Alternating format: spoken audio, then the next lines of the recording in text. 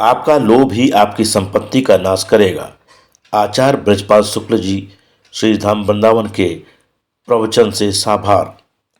मार्कंडेय पुराण के 25वें अध्याय के तीसरे, चौथे और 5वें श्लोक में मदालसा ने अपने चौथे पुत्र को गृहस्थ आश्रम का दायित्व समझाते हुए कहा कि वत्स गार्हस्थ मास्थाय नरः सर्वमिदं जगत् पुष्णाति तेन लोकांश्च सा जयत्तभि वांछितान। मदालसा ने अपने सबसे छोटे पुत्र अलर्क को समझाते हुए कहा कि हे पुत्र, गृहस्थ आश्रम एक स्त्री और पुरुष के शारीरिक सुख भोग के लिए नहीं है तथा न ही धन एकत्रित करके सांसारिक सुखों को भोगने के लिए है। गृहस्थ आश्रम को स्वीकार करने वाले स्त्री और पुरुष सारे संसार का पालन करने के लिए होते हैं। ब्रह्मचारियों को तथा वानप्रस्थियों को और सन्यासियों को, साधु संतों को एवं महात्मा को भिक्षा देकर दिव्य लोकों को प्राप्त करता है। गृहस्थ आश्रम में प्रविष्ट स्त्री पुरुष ही सभी के भोजन, सेवा आदि का आधार है। महात्मा, ब्राह्मण, संत तो मात्र भगवान का भजन कीर्तन साधना करने के लिए ही है, लेकिन इन महात्माओं को भिक्षा देकर गृहस्थ तो बिना जप तप के ही उन फलों को तथा लोकों को प्राप्त कर लेता है जिन फलों को तथा लोकों को महात्मा, साधक, योगी जन बहुत कष्ट उठाकर प्राप्त करते हैं। मदालसा ने पुत्र पुनः कहा कि पितरो मुनियो देवा भूतानि मनुजास्तथा क्रमि कीट पतंगाश्च वयांसी पशवो सुराः। सभी जाति के गृहस्थ स्त्री पुरुषों से इतने जीव आशा करते हैं, अर्थात इतने लोग के जीवों का पालन करने का दायित्व गृहस्थ मनुष्यों का है। पितर लोग के माता पिता, दादा दादी, नाना नानी आदि। दूसरा मुनिजन, महात्मा, ब्राह्मण। तीसरा सभी प्राणी। चौथा मनुष्य, याचक जन। पांचवा कृमि। छठवां कीट, चींटी, चूहा आदि।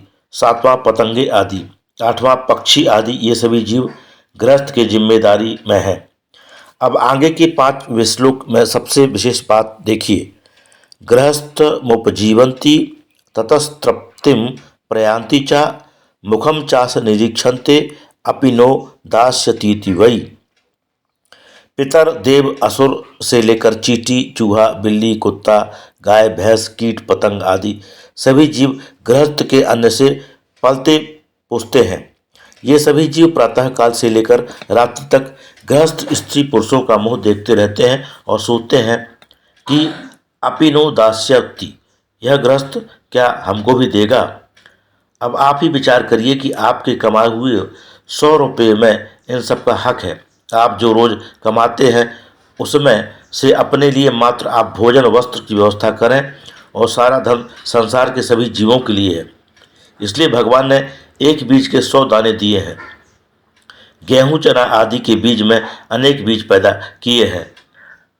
आपके परिश्रम से प्राप्त धन तो परिश्रम से अधिक होता है, क्योंकि एकमात्र गृहस्थ ही तो संसार के विवाह, त्रयोदशी आदि व्यवहार करते हैं। महात्माओं के आशीर्वाद मात्र से गृहस्थों का आत्मकल्याण होता है। जो गृहस्थ स्त्री पुरुष अपने कमाए हुए सारे धन का उपयोग अपने सुख भोग के लिए कर लेता है और किसी को भी नहीं देता, उसे देवता, याचक, पितर आदि, कुत्ता, बिल्ली आदि अंतरात्मा से साप देते हैं कि इस अभिमानी सर्वभोगी गृहस्थ के घर में ऐसी संतान हो कि मांस, मदिरा, पराई स्त्री का प्रेमी होकर इसकी सारी संपत्ति का नाश कर दे। जैसे हम देने की आशा से इसका मुख देखते रहते हैं, ऐसे ही ये भी अपने ही संतान का मुख देखता रहे कि हमको भी थोड़ा दे दे। जो मनुष्य अपने कमाए हुए धन के अंश को धार्मिक कार्यों में, दान में तथा अतिथियों की सेवा आदि में नहीं उपयोग करते, उनके वंश में ही कोई कुल कलंकी, व्यभिचारी, कुविचारी, पुत्र पुत्री होकर सारे धन का दुरुपयोग करके आपके परिश्रम को आपके देखते हुए ही नष्ट कर देते हैं।